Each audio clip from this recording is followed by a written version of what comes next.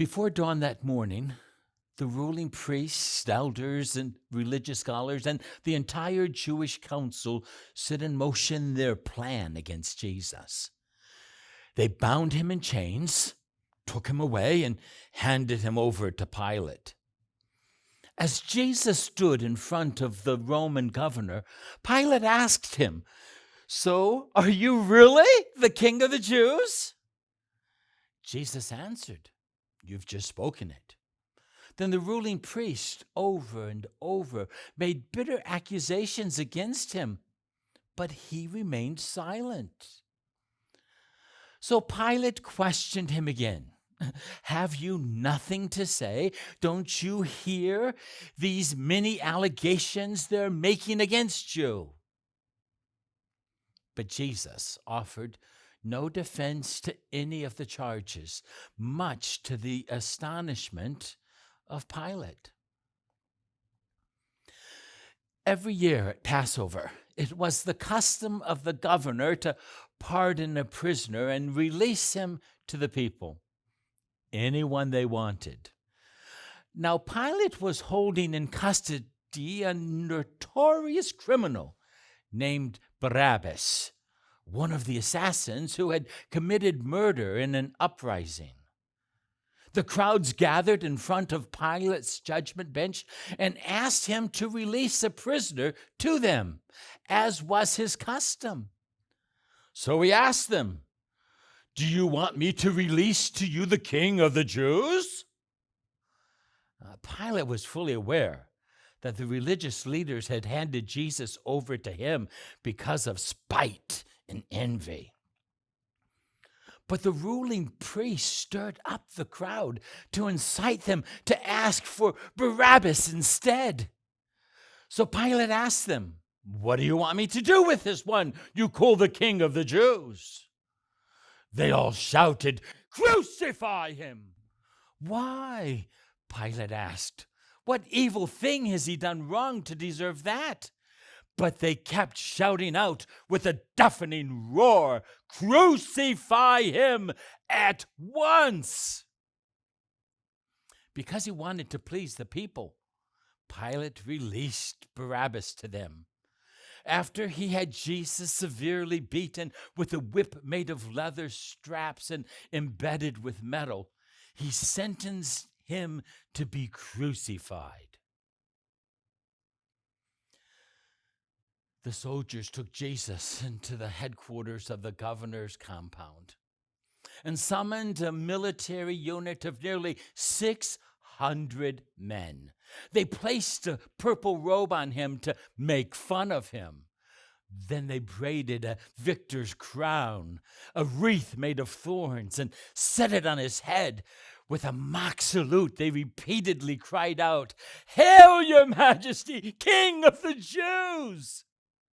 They spit in his face and hit him repeatedly on his head with a reed staff, driving the crown of thorns deep into his brow.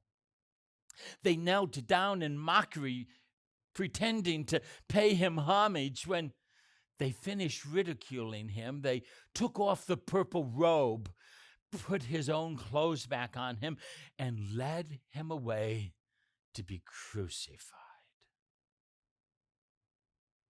As they came out of the city, they stopped an African man named Simon, a native of Libya.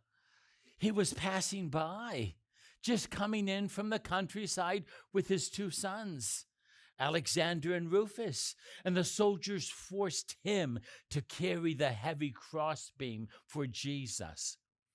They brought Jesus to the execution site called Golgotha, which means skull hill. There, they offered him a mild painkiller, a drink of wine mixed with gall. But he refused to drink it. They nailed his feet to the cross. The soldiers divided his clothing among themselves by rolling dice to see who would win. It was 9 o'clock in the morning when they finally crucified him. Above his head, they placed a sign with the inscription of the charge against him, which read, "This is the King of the Jews." Two criminals were also crucified with Jesus, one on each side of him.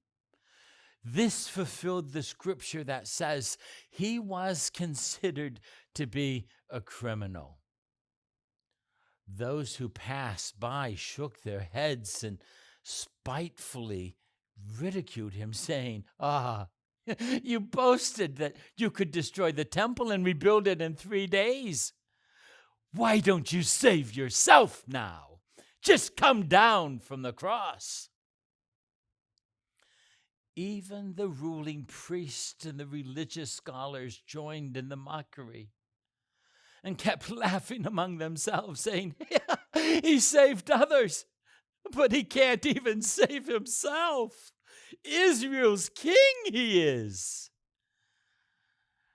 Let the Messiah, the King of Israel, pull out the nails and come down from the cross right now. We'll believe it when we see it. Even the two criminals who were crucified with Jesus began to taunt him, hurling insults at him. For 3 hours, beginning at noon, darkness came over the earth. About 3 o'clock, Jesus shouted with a mighty voice in Aramaic, "Eli, Eli, lama sabachthani," that is, my God, why have you turned your back on me?" Some who were standing near the cross misunderstood and said, "Listen, he's calling for Elijah." One bystander ran and got a sponge and soaked it with sour wine, then put it on a stick and held it up for Jesus to drink. But the rest said, "Leave him alone. Let's see if Elijah comes to rescue him."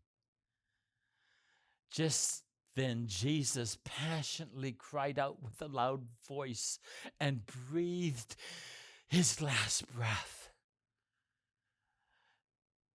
At that moment, the veil in the Holy of Holies was torn in two from the top to the bottom.